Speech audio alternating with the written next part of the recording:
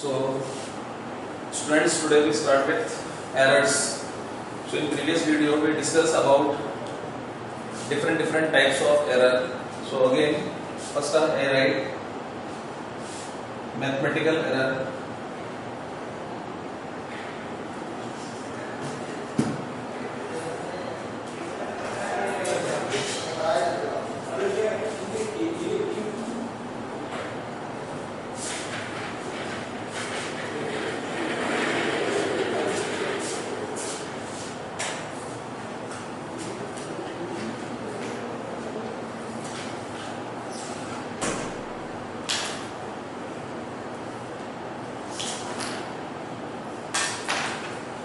So in previous video we discussed about mathematical errors classified in mathematical, systematic, gross and random error.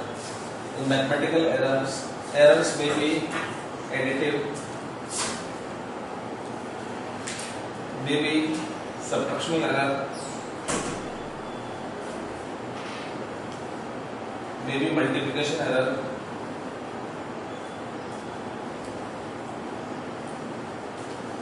may be division error, and in terms of powers. So we have already discussed additive, subtractional and multiplication. So in this video today, now we start with division error. What is division error and how to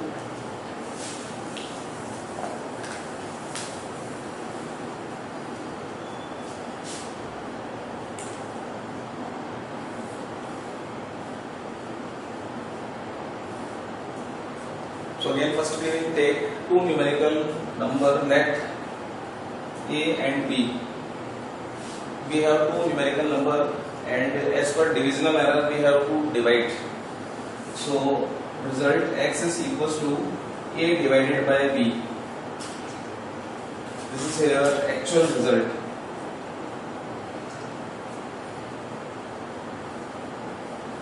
Okay. Now when we include the error in both the numerical numbers A and B. So when I include the error in A part, it may be A plus minus del of A. Similarly in B part, B plus minus del of B, and this equals to x plus minus del x. So when both A and B is to be affected by the error, so obviously the result is also affected by some amount, maybe plus or minus. Now again we have to simplify this. So in order to simplify, like in previous one, we have to take common A and B for numerator and denominator part. So when we take common A, 1 plus minus del A upon A, B 1 plus minus del B upon B, and this equals to x plus minus del of x. Now we have to write x common 1 plus minus del x upon x. This equals to A by B 1 plus minus del A upon A with power 1, and denominator part 1 plus minus del B upon B with inverse power. Now from mathematics, one power is to be easily simplified, but negative one is there. So in order to solve this step, we know the binomial theorem first, then we expand easily. So now we see here what is binomial theorem and how to expand it.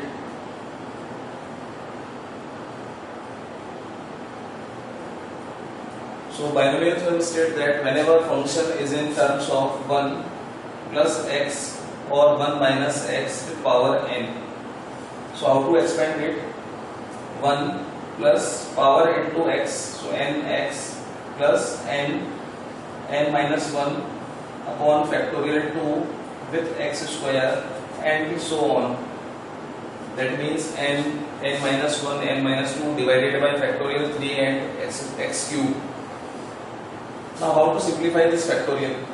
So this factorial means here, if factorial 2 is there, that means reverse order 2 into 1. If factorial 3 is there, that means 3 into 2 into 1. If factorial 4 is there, 4 into 3 into 2 into 1. So we have to multiply in opposite order till 1. So for physics point of view, we have to expand only first two terms generally. The reason can be because of x raised to power square, cube and so on. Okay. So now we use this identity to simplify this factor 1 plus minus del v upon b with inverse. Okay.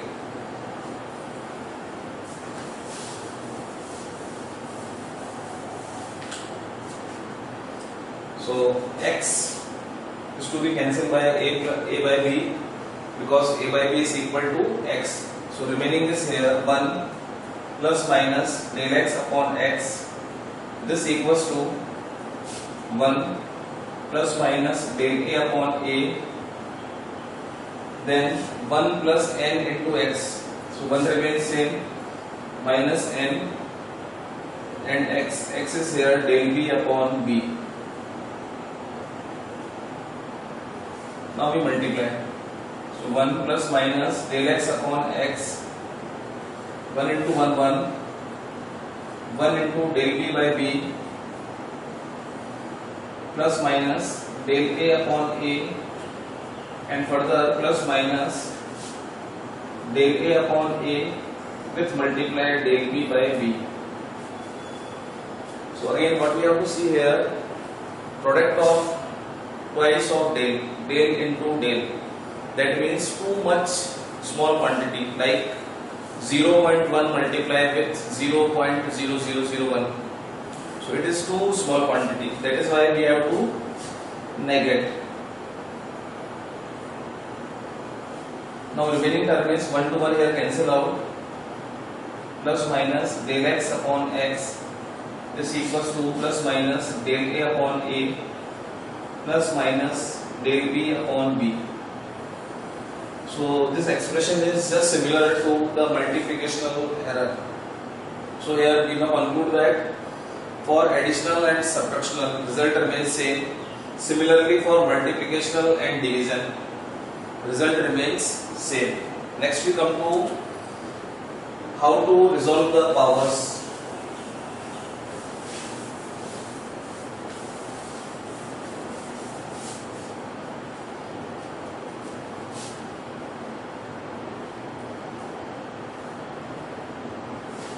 So suppose if x raised to power n, b raised to power n with this equals to x, or one more function, suppose y is there having a raised to power n, b raised to power m. So expression may be in terms of division or multiplication. So only difference part is there when we write del x by x. We just multiply powers in front of del a upon a, del b upon b. So n multiply with del a upon a plus minus m multiply with del b upon b. Functions may be, if expression may be in divisional or multiplicational, but we simply multiply n, m. N and m indicate here powers whenever given in the expression. Okay. So this is here mathematical errors. Next we come to systematic errors. What is systematic error and how to resolve. So systematic errors are the error which generate due via instrumental, via personal or via some external factors. So whenever such kind of errors to be included during the experiment, it is counted in systematic errors. So in systematic errors may be in external factors.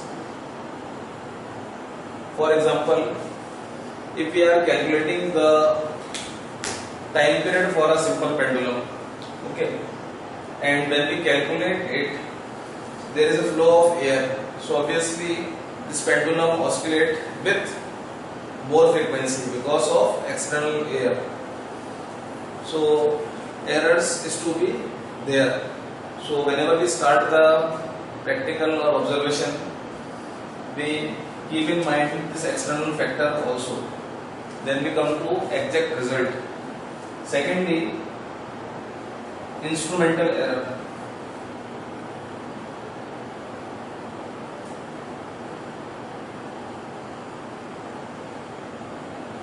So if we talk about instrumental error, so during the manufacturing of instrument, errors may be there. For example, if I take vernier calipers, so in vernier calipers there are two scales mentioned, main scale and vernier scales. If suppose 0 is not coincide with main scale to subscale, okay. So when 0 is not properly there, so whenever we take the reading, it may be start from 1, it may be start from 2. So when we start the reading for 1, so obviously one factor is more. When we start the reading from 2, so there are again we have to add 2. So secondly, instrumental error is also there during the manufacturing. So we have to again eliminate and always keep in mind that such kind of errors may be there. So first we have to resolve. Thirdly, imperfection.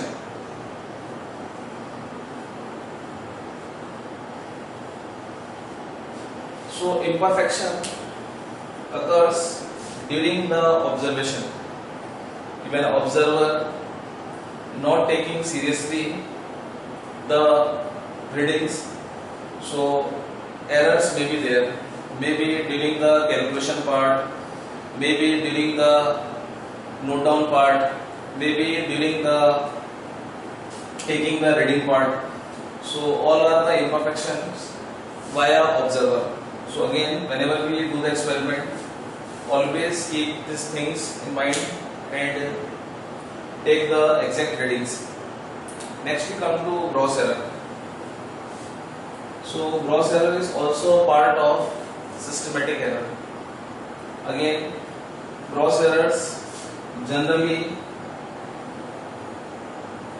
due to carelessness of observer.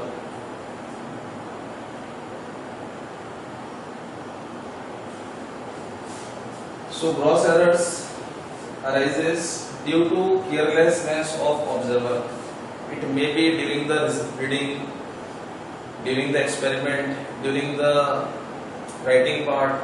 So whenever such kind of error is to be there, it is counted gross error. And last we come to random error. So random errors arises due to imperfection. For example, if I am taking the reading, time period of simple pendulum, first attempt we get 2.42 second, second attempt we 2.40 second, in third attempt we get 2.36 second, and so on.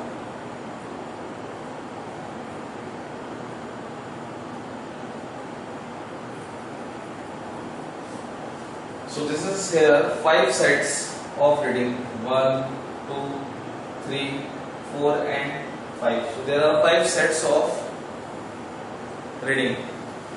So random error state that whenever we take the observation in different number, that is maybe 5 set, 4 set. So in order to minimize the error part, we take the average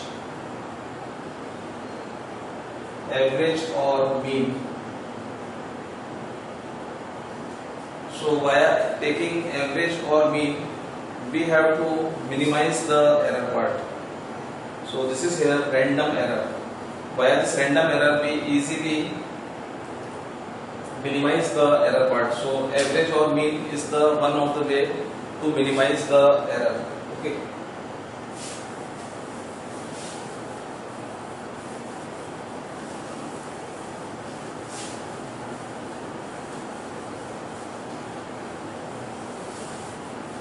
Next we come to some special types of error during the experiment. For example,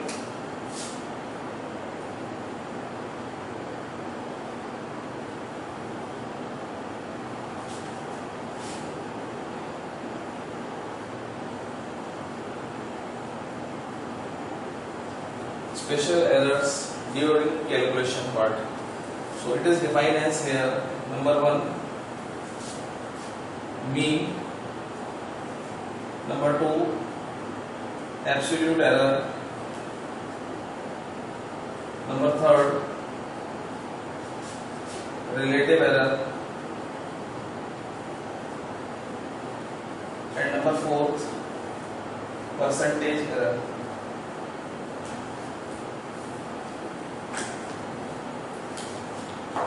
So how to calculate mean error, absolute error, relative error and percentage error. So for this I am taking one example. If suppose we have to find all the 4 errors during the experiment of time period of simple pendulum. So for example, during the first set, time period of simple pendulum is 2.40 seconds. For second set, it is to be 2.38. For third set, it is here 2.42, and for fourth set, it is again 2.40. Okay. Now we have to calculate all the errors. First we come to mean error part. So simply we have to take the mean. That means T average is equals to 2.40, 2.38, 2.42, 2.40, and this divided by 1, 2, 3 and 4. So we get here mean value of time period. For example, it is 2.40 seconds.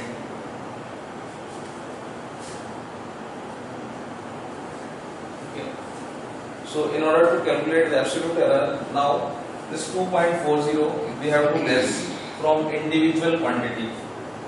So we take the T1 mean value minus individual value. So this is 2.40 minus 2.40, it is equals to 0. Similarly T2, this equals to here 2.38 minus 2.40. T3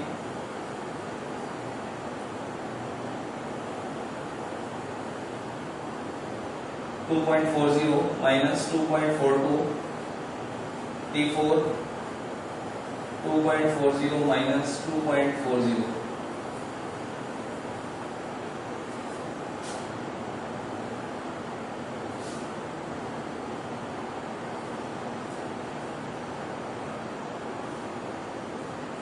Because of modulus is there, negative sign is also positive. Okay. So now we come to 0, 0.02, 0.02 and further 0. Now for calculating the absolute error, we just add and divide by 4. So 0 plus 0.02 plus 0.02, 0 and then this factor divided by 4. So it is equal to here 0.01. So this is here absolute error. Now in order to calculate the relative error, simply whenever we find out, this is to be divided by mean part. So in order to get the relative error, we simply 0.01, this factor, that is absolute error, is to be divided by mean value. This is 2.40. Then we get the relative error. And last one is percentage. So in order to calculate the percentage, we simply multiply with 100. So 0.01 divided by 2.40, then this factor is to be multiplied by 100. So we get here percentage error. Okay. Thank you everyone.